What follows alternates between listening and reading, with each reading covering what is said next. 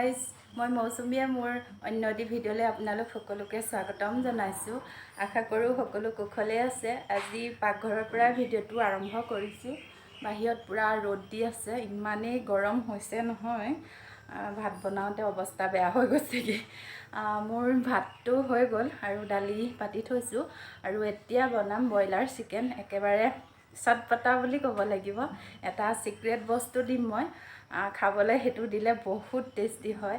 আপোনালোকে এবাৰ বনাই খাই চাব আৰু ভিডিঅ'টো যাতে স্কিপ নকৰাকৈ চাই মই অনুৰোধ কৰিছোঁ চাব আপোনালোকে, কাৰণ সেইটো দি দিলে ইমানেই টেষ্টি হয় নহয় খাবলৈ। আমি এনেকৈ মানে মাহেকৰ মূৰত খাওঁ, কাৰণ কিছুমানে মছলা খুব বেছি খাব পাৰে, ঘনাই খাব পাৰে, কিন্তু আমি মছলাটো ইমান নাখাওঁ, মানে মছলাটো খোৱাৰ ইমান উপযোগী বুলি নাভাবোঁ।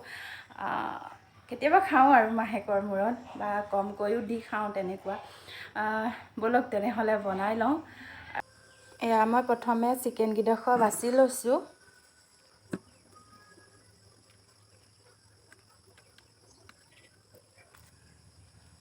এয়া নহৰু, জলকীয়া, আদা, পিঁয়াজৰ পেষ্ট এইখিনি দি ল'লোঁ প্ৰথমে।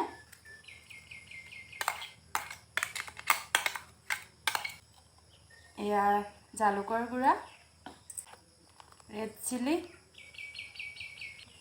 আৰু এয়া চাট মছলা দিলোঁ,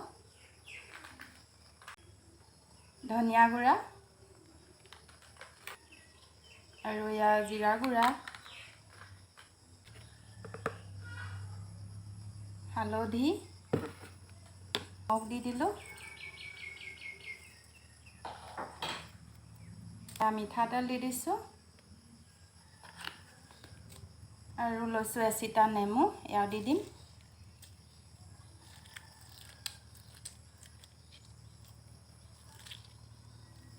এতিয়া এইখিনি ধুনীয়াকৈ মিক্স কৰি ল'ম।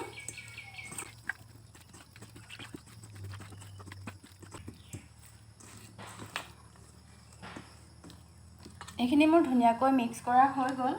এতিয়া মই 1 ঘণ্টাৰ কাৰণে ফ্ৰিজত ৰেষ্ট হ'ব দিম।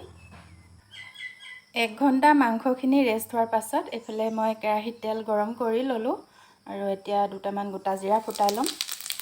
শুকান মছলা, দালচেনি, ইলাচি, লং, তেজপাত আৰু শুকান জলকীয়া এয়া দি দিলোঁ।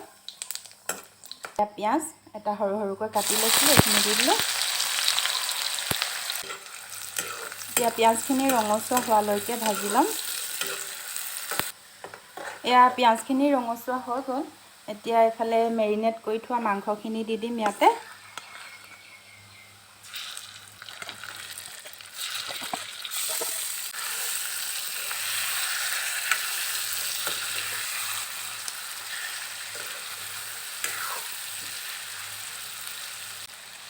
মছলাখিনি জ্বলি নাযাবৰ কাৰণে এয়া থনিক মিক্স কৰি লোৱা এইবিলাক পানী অকণমান দি এয়াও দি দিলোঁ।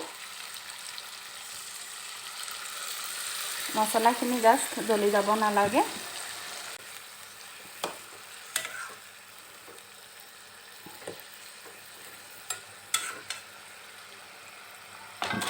এয়া 5 মিনিটমানৰ কাৰণে অকণমান ঢাকোন লগাই দিছোঁ। এয়া 5 মিনিটৰ পাছত ঢাকোনখন উদঙাই এতিয়া অকণমান লৰাই দিম। অকণমান পানী দিছিলোঁ যে সেয়া শুকাই গ'ল, তেল ওলাইছে এতিয়া।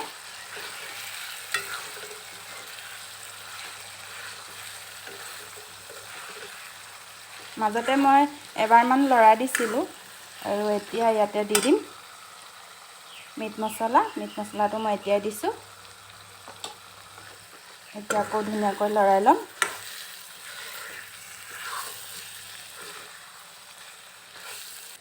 এতিয়া ইয়াত গৰম পানী দি দিম।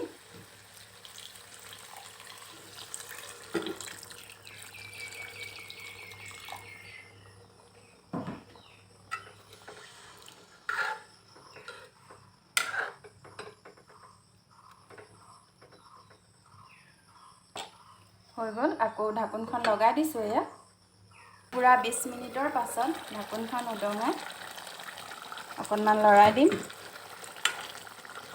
মাজতে মই 2-এবাৰ লৰাই দিছিলোঁ, এয়া দেখাবলৈ নহ'ল। এয়া জোলখিনি পূৰা শুকাই আহিলে। ইয়াতে মোৰ এতিয়া চিক্ৰেট বস্তুটো এইটোৱে আছিলে, তেতেলী তিয়াই ৰাখিছিলোঁ আৰু অকণমান চেনি দি লৈছিলোঁ। এইখিনি মই এতিয়া ইয়াত দি দিম। এয়া দি দিলোঁ আৰু লগতে এয়া ধনিয়া দি দিম, মান ধনিয়া।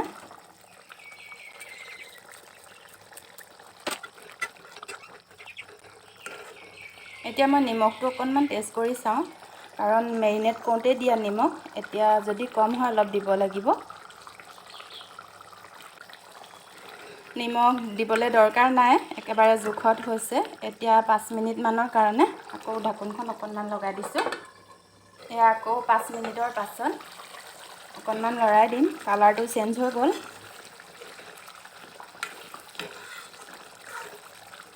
গ'ল।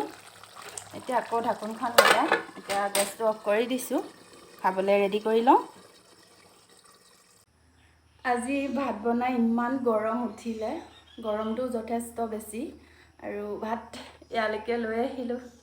এয়া কোমোৰা আৰু কঁঠাল গুটিৰ দালি, এইফালে অকণমান তিয়ঁহ কাটি লৈছোঁ, নেমু, জলকীয়া, ভাত, আৰু এইফালে মোৰ প্ৰিয় মাংস। এই মাংসটো খুব ঘনকৈ খোৱাৰ ভাল নহয়, কাৰণ বহুত মছলা দি বনাওঁ। সেইটো কাৰণে কেতিয়াবা মাহেকৰ মূৰত এদিন খাওঁ, এনেকৈ খাবলৈ মন যায়। প্ৰথমে এয়া টেষ্ট কৰি লওঁ কেনেকুৱা হৈছে।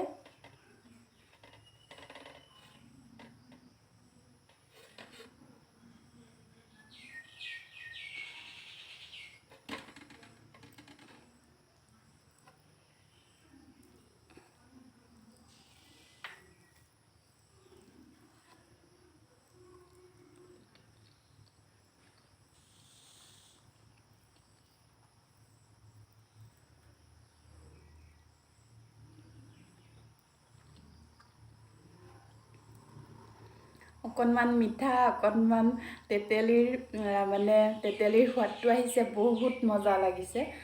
আপোনালোকেও বনাই কেতিয়াবা খাই চাবচোন, ভাল লাগে খাই।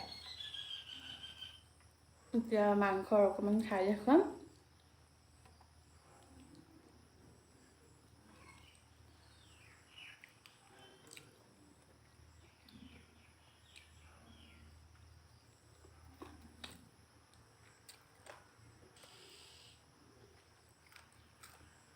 মাংসৰ ভাতটো একদম মজা হৈছে।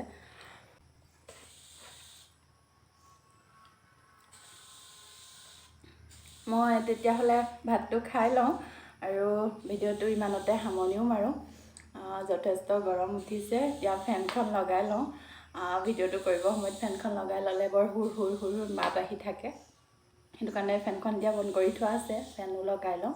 আৰু মোৰ ভিডিঅ'টো যদি ভাল লাগিলে লাইক কমেণ্ট কৰিব, আৰু যিসকল নতুনকৈ আহিছে মোৰ চেনেলটোলৈ প্লিজ ছাবস্ক্ৰাইব কৰিবলৈ নাপাহৰিব। আৰু মাংসটোৰ কেনেকুৱা লাগিলে কমেণ্ট কৰি জনাব। আজিলৈ তেনেহ'লে ভিডিঅ'টো সামৰণি মাৰিছোঁ। অন্য এটি ভিডিঅ'ৰ সৈতে পুনৰ লগ পাম। Bye bye.